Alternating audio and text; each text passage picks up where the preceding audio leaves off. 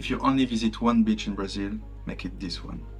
Jericoacoara is an amazing town, made of sand, with quite some fun activities to do, with some treks to do, a lot of things that I will talk into this video. My name is Hugo. I've been there in Jericoacoara, and in this video I will share my experience and why you should go there as well. I've also made an article on my website, horizonhugo.com, so you can watch this video and later you'll have all the same information on that article where you can just go back there and get what you want. So let's go. So why Jericoacoara? Why this city? Well, it's quite famous for Brazilian people, a little bit less for foreigners, but since few years it really started to gain some traction. So you'll see more and more tourists going there.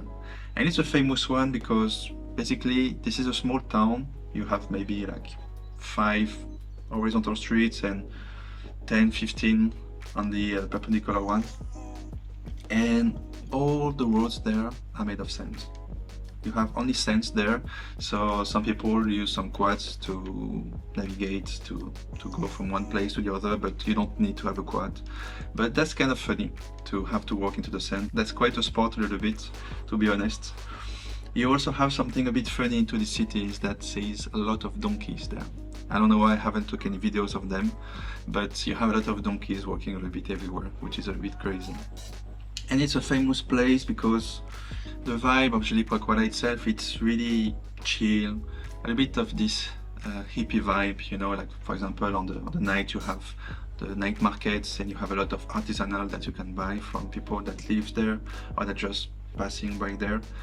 And so how to get there? It's a little bit adventurous, let's say, but you first need to go to Fortaleza. This is the easiest way. You go to Fortaleza, it's a big city in the north of Brazil, and you will take a bus 3-4 hours to Jijoca. And Jijoca, it's a small city, and this is the nearest city from Jericoacoara, where you have a big bus terminal. And from there you will take a pickup, a 4x4 with a lot of seats in the back truck, which is a little bit funny.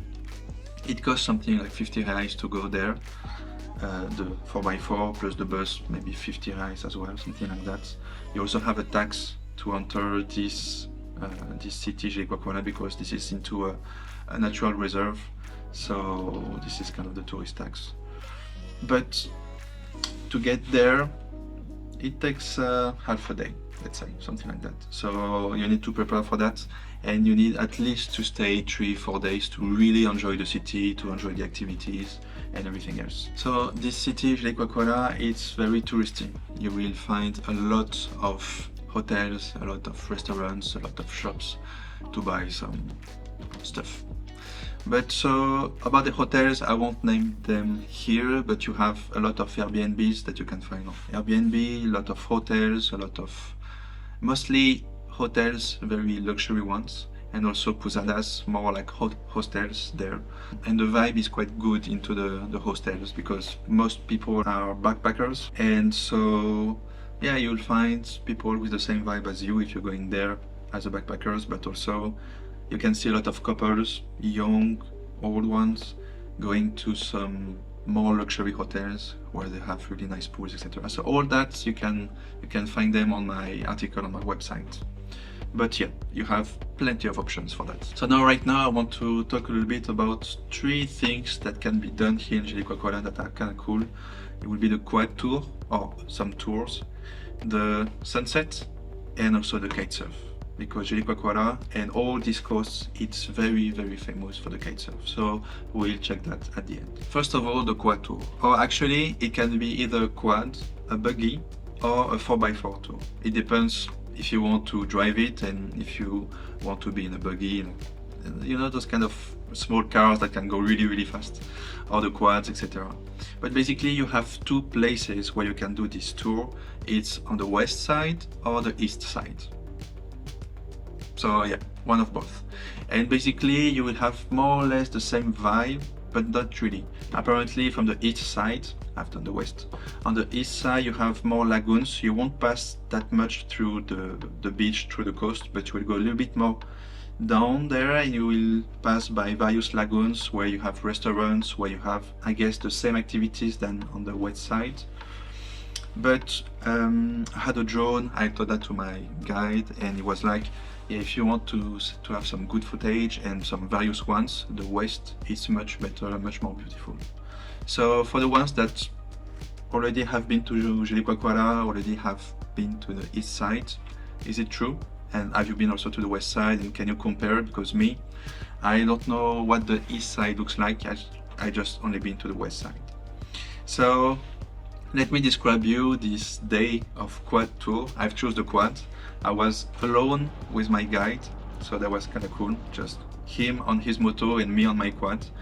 And there was a whole day of going up to a restaurant really far away. That's like the furthest point of the tour, where either if it's a buggy or 4x4, it's kind of the same route, the same path. So you start by going out of Jericoacoara, and you have a lot of dunes there, so you can have a lot of fun. You're also near the beach, so that's kind of cool. You can really like try a little bit the quad, you can have a little bit of fun, but you have to respect some rules, such as following your guide, etc. But it's really a good vibe, and you're not alone on this path. Even if I was alone with my guide, you have a lot of other groups being there and there, so you're not alone, but it's absolutely not crowded. This is a very huge park, so not to worry about that. So we started with those dunes. After, we had to cross a river, and this was kind of crazy. It was really a very big river, so we couldn't cross it just like that on the quad. We had to use some boats for that, some flat boats where you put your quad or the pickup or the buggy. It's kind of crazy, and you cross that, which is kind of funny. And after that, you have a really beautiful forest of dead trees, dead mangrove, which is super nice. The landscape is really changing. And after that, you even have higher dunes with lagoons this time, that you can see a little bit, just like in Lençóis Maranhenses, but not that much. But you have a little bit this vibe, which is kind of nice. Up to the point where you arrive to that restaurant. And there you have a huge lagoons with hammocks where you can relax, and other activities that you can do there. That's really nice. All along the path, actually, you can do many activities. Where we had this boat transfer, my guide and most of the guides will ask you if you want to do a small boat tour on a different type of boat, to go to the mangrove at the river there, to see a little bit some very huge crabs apparently, and some other types of wildlife there, but it's mostly crabs, to be honest. I didn't do it because each activity is like that, you have to pay. It's not included into the tour, but during the tour the guide lets you have like this 25 minutes stop there to see the nature there, or to do this activity. Another activity that you can do as well, it's the big slides, where we had the very big dunes there. You have some slides in some of those dunes, and you can do some sandboarding, which is kind of nice. And so you had a lot of people there doing it, which is kind of fun. Also at the lagoon, you also had these same slides, but this time you arrive on the lagoon. You know, like the first one you land on the sand, the second one you land on the lagoon in the water, which is kind of fun as well. And there also at the lagoon, where you had the restaurants, this slide as well, you also had this big air ball where you're like inside, the ball is inflated and you're kind of walking on the lagoon, which is kind of funny as well. But so you have various activities that you can do to spice up a little bit your tour. So this tour was really nice. I really enjoyed doing the quads, and actually at the end I tried the moto of Wellington, my guide. Actually, driving a moto on the sand, it's very hard, very hard, because you're always sliding on one of the sides, and you really have to maneuver good. But that was very fun to try it. That's why most tours don't propose moto tour, because it's very difficult. But I guess if you really are experienced and you want to try it or do it, just go to a tour company and ask them if they do it. And if they don't, maybe they know some people that are willing to do that, because they have to trust you. Because once you're into the desert there, if you don't know how to drive, it can be very difficult then to go back, etc., to finish the tour. But yeah, this tour was a good 8 out of 10, I would say, something like that. Yeah. Another thing that are very famous here in Jericoacoara, actually it's quite famous for that, it's the sunset on the big dunes next to the city. Normally, I'm saying normally because I've been there 10 years ago and the dunes was there much higher, and I went there a few months ago and the dune was a little bit less high, a little bit smaller. But actually it's quite famous there for that. The dune is still there and it's changing, but basically you have a 10-15 minute walk out of the city to go to the first big dunes that are very near the sea, and from there you can climb up and watch the sunset. And many people are doing that during well, each day actually. Each night at each sunset you will see some people up there to appreciate the view and appreciate the sunset up there.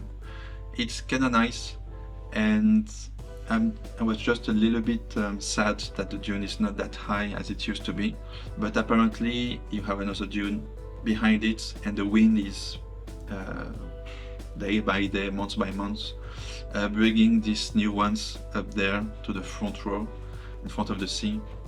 And this one is going to be much higher, so I think in 1 or 2 years it's going to be much higher. But still, right now, it's nice. So yeah, still a good thing. And the last activity I wanted to talk about with you, it's the kitesurf. The kitesurf, it's something huge in Jericoacoara and actually on the whole coast of the Nordeste do Brasil, on the northeast of Brazil. You have Jericoacoara, which is the best city, let's say here.